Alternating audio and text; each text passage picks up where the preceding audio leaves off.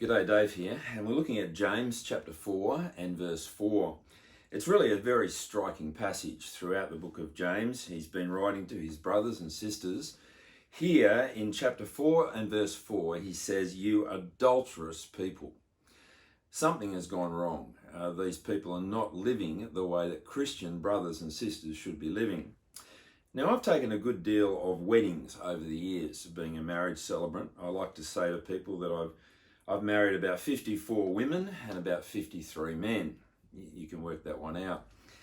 And at these weddings, as the couple have shared their promises, their vows to each other, one of the phrases that I think is very important when it comes to marriage is forsaking all others. See, when it comes to your wedding and the promises that you're making, when you are looking at marriage and entering into a whole new covenant, a contract, a lifelong, committed, faithful, permanent relationship with your wife or with your husband, it must be forsaking all others. You're not bringing previous girlfriends or boyfriends with you. You're not saying, look, I'll enter into this relationship so long as it suits me. And look, if somebody else comes along who's pretty attractive, they seem to have what I'm really looking for at that particular time, well, then maybe, I might be excused for a time. No, it's forsaking all others for as long as we both shall live. You see, there's a commitment to let go with the past. Now, throughout the Bible, the relationship of God to his people is sometimes described as a marriage relationship. It's a covenant, it's a contract between God and his people. Throughout the Old Testament, there are times when God speaks of Israel as his bride, as his wife. And Israel are called to be faithful to her husband. The God's people are united together with God and they are to be faithful to God. They're not free to continue with other religions. They're not free to go back to previous ways of life, to follow the cultures around about them. They're not free to live as they please because they've devoted themselves to one husband, and that is to God. Now, in the New Testament, interestingly, the language of the bride gets applied to the church.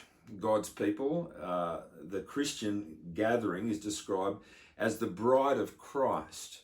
We are in a one flesh union with Jesus Christ. We belong to him and we're to be faithful to him.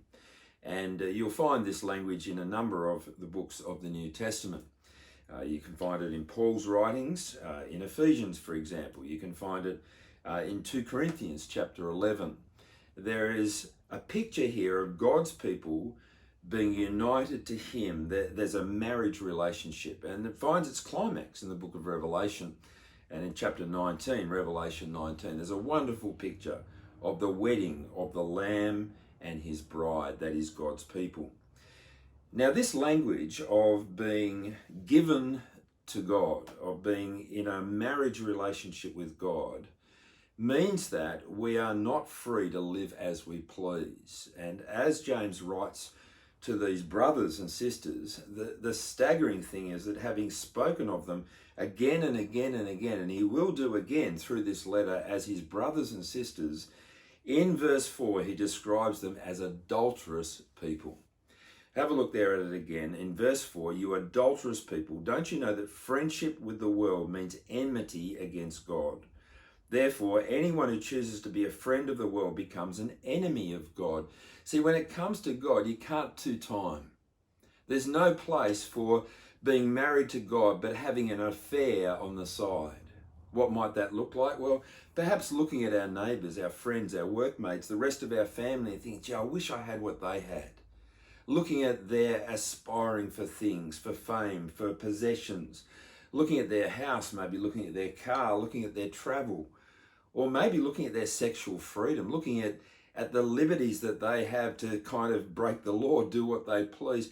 Whatever it might be, God says, you are mine.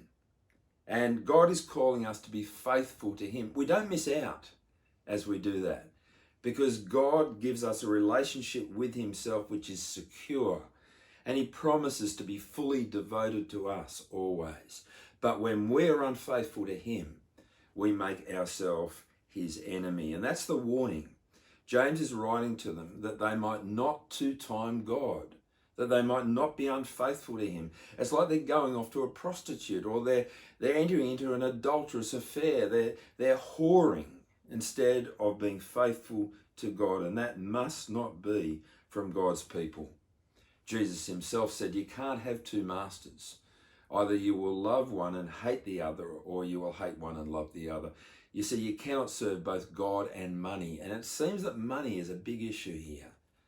They are showing favoritism to the rich, and they are despising the poor. And that is to whore with the world. That's an adulterous thing to be doing. God's calling us to be faithful to him. And we see how committed God is to us. Look at verse 5. Or do you think Scripture says without reason that he jealously longs for the Spirit that he's caused to dwell in us? I mean, God is jealous for his people. Now, I tend to be a fairly laid-back person, but I tell you, if somebody started making moves on my wife, I would be enraged. I would be jealous for her, as I should be, because we have made commitments to each other to be married and to be faithful to each other, forsaking all others.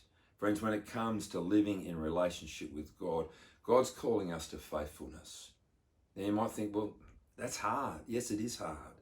And there's so much that's tempting us around about us. Yes, there is so much. But we don't have to give in to temptation. Look at verse 6. But he gives more grace, it says. God gives us grace. He's generous towards us. That's why the Scripture says God opposes the proud but shows favor to the humble. So the way is to humbly continue to trust in God, to ask for God's help, to pray again for wisdom, to ask God to help us to see the spiritual reality that we will be faithful to him and not two-time with the world around about us.